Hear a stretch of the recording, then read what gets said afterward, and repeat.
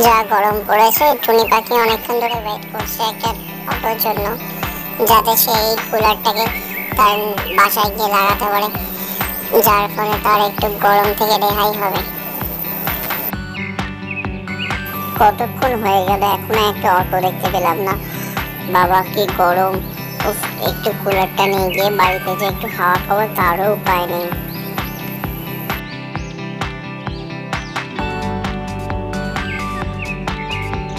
এমন সময় তার চোখ পড়ে যায় একটা অটো দাঁড়িয়ে আছে। সে তখন আর দেরি না করে সেভাবে কি করে অটোর মধ্যে নিজের কুলারটাকে নিয়ে উঠে বসতে পারে। তাই সে আর দেরি না করে অটোর ভেতরে নিজের কুলারটাকে নিয়ে বসে পড়ে, যাতে তাড়াতাড়ি সে বাসায় ফিরতে পারে এবং বাচ্চাদের জন্য একটা কুলার নিয়ে যেতে পারে, যাতে তারা এই গরমে এই কষ্ট থেকে স্বস্তি পায়।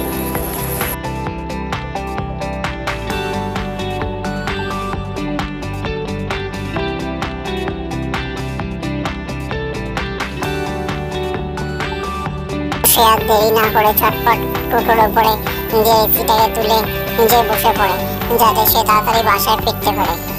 হঠাৎ এমন সময় তার সাথে ডাইনির দেখা হলো। সেই ডাইনি তার টোটো এবং টুনিকে ভালো মতো ওয়াচ করতে করতে গেল।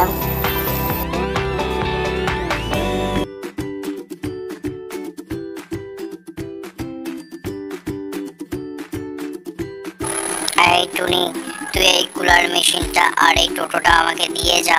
আমার গরমে খুব কষ্ট হচ্ছে, আমি একটু এসিতে হাওয়া খাবো, ঠিক আছে? তুই পরে আবার একটা কিনে নিবি। কি বললাম?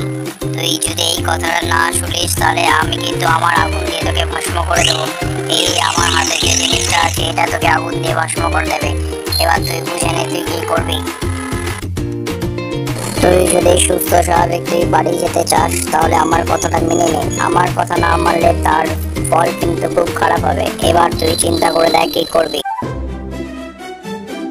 আমার বাচ্চারা এই গরমে কষ্ট পাচ্ছে, তাই আমি ওদের জন্য কুলার কিনেছি, আর আমি অটো করে নিয়ে যাবো বলে অটোর জন্য ওয়েট করছি। তুমি এরকম করলে কি করে হবে? আমার বাচ্চাগুলো তো খুব কষ্ট পাচ্ছে অটো এসির জন্য। তুমি এবার আমাকে মাফ করে দাও, আমি পরে এবার তোমার জন্য ব্যবস্থা করে দেবো। আমার কথা না শুনে তাহলে কিন্তু আমি এই জিনিসটা দিয়ে তোকে আগুন দিয়ে পুড়িয়ে দেবো। দেখ এবার তুই বুঝে নে তুই কি করবি।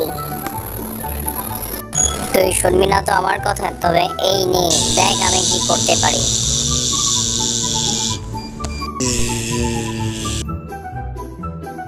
আর দেরি না করে টুনিকে ভস্ম করার জন্য আগুন বর্ষণ করতে থাকলো। টুনি মহাদেবের মহাদেবকে স্মরণ করতে লাগলো, যাতে সে এই সমস্যা থেকে মুক্তি পেতে পারে। এমন সময় মহাদেব তা এলো এবং সেই ডাইনিকে সাইড করে দিল। ডাইনি উড়ে গেল এবং টুনি তার নিজের বাসায় আস্তে আস্তে করে যেতে পারলো। এর ফলে টুনি সফল হলো। তারপর টুনি সেখান থেকে টোটো চালিয়ে তার বাসায় ফিরে গেল।